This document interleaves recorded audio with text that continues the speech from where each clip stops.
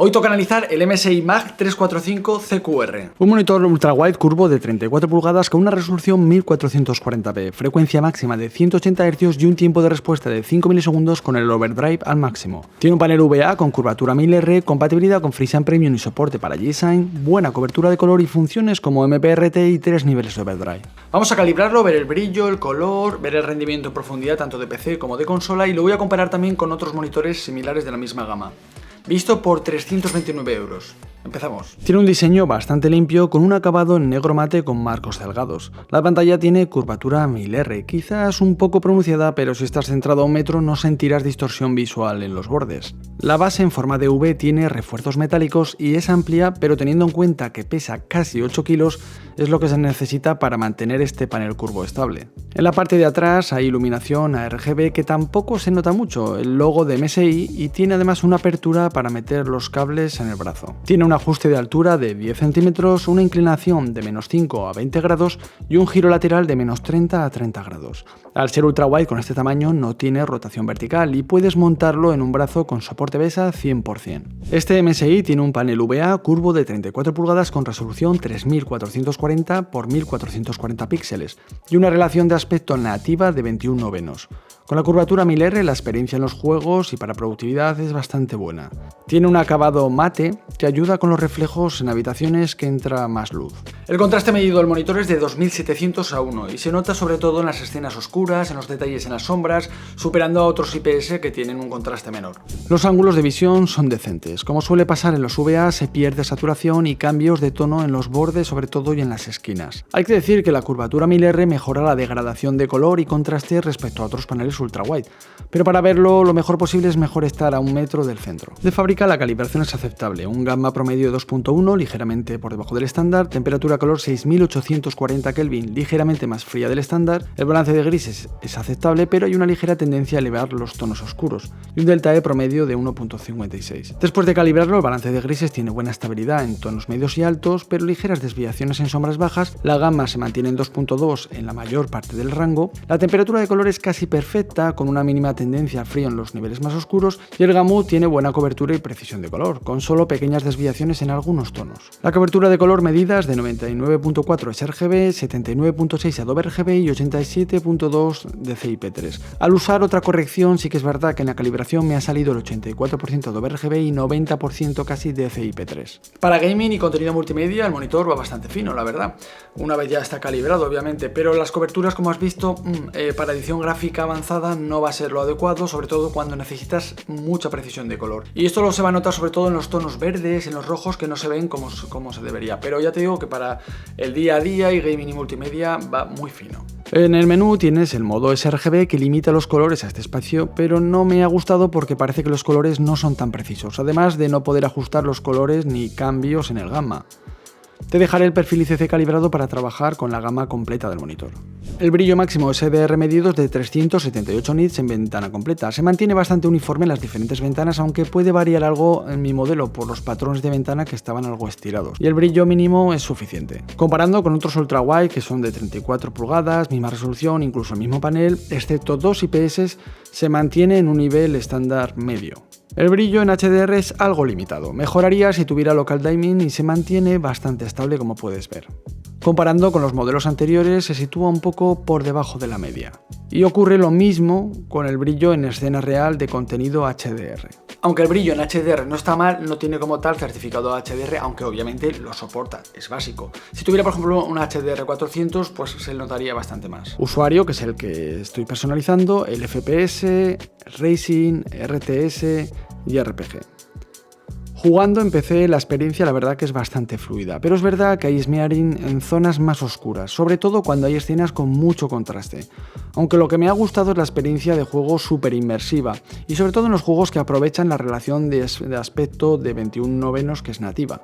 En Play 5, por ejemplo, jugando al Horizon es una gozada, pero como el HDR es bastante básico, no saca quizás los colores que debería, por lo que a veces aparecen un poquito apagados o quizás demasiado brillantes. Además, como la PlayStation 5 no soporta ultrawide, aparecerán unas barras negras o tendrás que estirar la imagen. Y este monitor, al tener HDMI 2.0, no se puede aprovechar el VRR. Saca 1440p a 120 Hz y 4K reescalado que mejora la resolución nativa. Para multimedia y tareas es un punto a favor para programadores, los editores o para trabajar con varias ventanas abiertas. Es lo que tienen los ultrawide, aunque si no estás acostumbrado no te lo recomiendo para meter muchas horas. Eso sí, el timeline, por ejemplo, de la edición lo vas a ver perfecto, completo.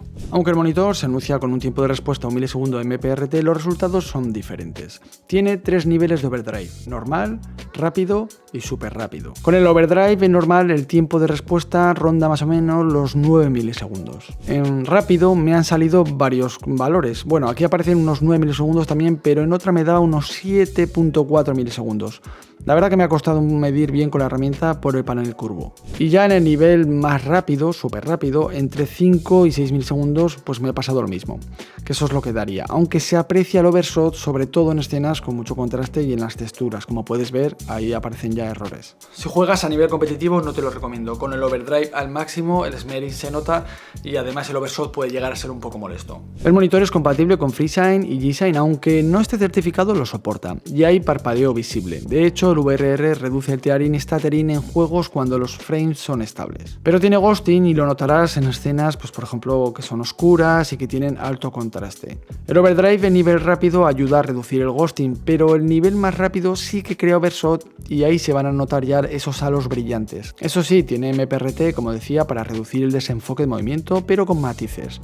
No funciona con el VRR y aparecen rastros en la prueba y el brillo además lo deja fijo a 140 nits, por lo que en este caso no mejora mucho el desenfoque. De hecho, al mover ventanas así rápido, se nota un poco ese efecto borroso cuando se hace muy rápido, aunque al usar Chrome un poco menos. Bueno, eso ha sido un poco mi percepción. Creo que para reducir o ayudar a reducir el ghosting y el stuttering, lo que utilizaría sería, si puede ser, una frecuencia de 120 Hz y el overdrive al nivel medio, que es en este caso rápido, no el más rápido. La calidad del texto es bastante buena, usa un diseño de subpíxeles RGB sin nada de fringing o distorsión del texto.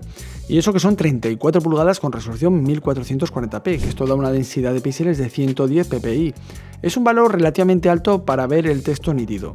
Usando varias pantallas a la vez no me cansa la vista y se puede leer con claridad. Si quieres más nitidez, pues usa ClearType de Windows, aunque tampoco es que se note demasiado. Y obviamente para jugar no vas a tener ningún problema en los textos de los juegos. El input lag es bastante bajo, llegando a 3.7 en frecuencia máxima. Incluso con el VRR activo se mantiene en rango bajo. En el listado solo el LG 34GN850B con frecuencia inferior tiene el mismo valor. Vamos a ver el menú muy rápido. Tenemos en Game Mode que tenemos los diferentes perfiles, como hemos visto antes, dependiendo del tipo de juego que utilices. Yo utilizo el usuario. Tenemos en Night Vision, también con diferentes ajustes. Aquí activamos otra opción, el tiempo de respuesta, que es el overdrive, que podemos ponerlo en rápido o súper rápido. Yo estoy utilizando el rápido. Tenemos la opción para habilitar el MPRT, que desactiva otras funciones, y bueno, y otras opciones sencillas. Y aquí tenemos el Art Design. En el menú profesional tenemos en Pro Mode, que directamente tenemos el menú sRGB, la opción, oficina, película y el usuario, que es el que he utilizado para calibrar. Luego tenemos las opciones de Low Blue Light, el HDCR, el MPRT también aquí y la mejora de imagen, que la tengo desactivada. En imagen, pues las opciones básicas de brillo, contraste, nitidez, la temperatura de color, que yo la tengo personalizada, donde he ido cambiando los valores para poder calibrarlo a mano, y la relación de aspecto, que la tengo automática. Luego tenemos la entrada, otras opciones de menú, el navegador del joystick y en otras opciones pues el lenguaje, bueno, lo típico, la transparencia, de alimentación, el HDMI-C. En la caja tenemos la base, el soporte, un adaptador de corriente, un cable DisplayPort y la pantalla. En cuanto a la conectividad, tiene dos puertos HDMI 2.0B que saca máximo 100 Hz a la resolución nativa, un DisplayPort 1.4 que saca lo máximo 180 Hz a 1440p y permite activar HDR y VRR, y una salida de cascos 3,5 mm. La pena que no tiene HDMI 2.1, por lo que no aprovecharás al máximo las consolas, eso es verdad, y además no tiene puertos USB-A ni tipo C que se echan falta sobre todo en los ultrawide. En cuanto al precio, lo he visto por 329 € en PC Componentes y en Amazon. Otras opciones, el Gigabyte G34WQC, tiene misma resolución, tamaño, panel y menos frecuencia, peor cobertura de color, brillo parecido y peor tiempo de respuesta, visto por 534 €. También está el AOC Q34G2X, misma resolución, tamaño, panel y menos frecuencia, peor brillo, peor tiempo de respuesta y saca menos en consola, visto por 371 €. Otra opción interesante es el LG 34GN850B, también 34 pulgadas, misma resolución, menos frecuencia y panel IPS, mayor brillo y color y mejor input lag, eso sí, cuesta 663 €. Y si quieres un ultrawide QD OLED, te recomiendo el MSI MPG 341 CQPX. 34 pulgadas, 1440p, 240 Hz. Menos brillo SDR, pero picos de 1035 nits en HDR, un input lag de 2.8 milisegundos y tiempos de respuesta ultra rápido de 0.3 milisegundos, vistos por 1100 € y analizado. Como siempre, vamos con los pros y los contras del monitor. Tiene buen contraste por el panel VA, muy fluido en gaming con 180 Hz y también la compatibilidad FreeSync y G-Sync. La curvatura 1000R, la verdad que se disfruta, no es demasiado pronunciado, me he sentido bastante cómodo. Y los tres niveles que tiene de overdrive y el MPRT. Como contraste, lo primero, el ghosting evidente en escenas oscuras, incluso usando el overdrive. Lo mismo para el flickering cuando hay cambios de FPS. El HDR, como hemos visto, es un poco básico, es normal. Además no tiene HDMI 2.1 ni USB-C y bueno, por decir algo, en los ultrawide a veces llevan altavoces, en este caso no. Creo sinceramente que este MSI 345 CQR es una opción muy interesante si vas a darle un uso mixto, tanto para jugar y también para tareas del día a día. Si bien, como has visto, no es la mejor opción quizás si necesitas una gran precisión de color para utilizar en una edición gráfica ya avanzada, con semejante pantalla en 21 venos es espectacular. Tiene sus puntos flacos como el smearing, flickering y el ghosting, y el HDR, que es básico. Si tuviera local dimming sería brutal como otros VA. Aún así, comparando con otros monitores que tienen también panel VA y son ultra wide con 180 Hz y utilizando el overdrive a nivel medio, incluso sin usar el MPRT para contenido multimedia para gaming, creo que va muy bien. Además, respecto a los 8 monitores, por ejemplo, que te he enseñado en la gráfica de brillo SDR y HDR, cuando comparábamos los valores, este es el más barato de todos, con un valor más o menos de 329 €. Además, para productividad es bastante guay tener 2 ventanas, incluso 3 ventanas, te lo puedes poner porque tienes bastante espacio.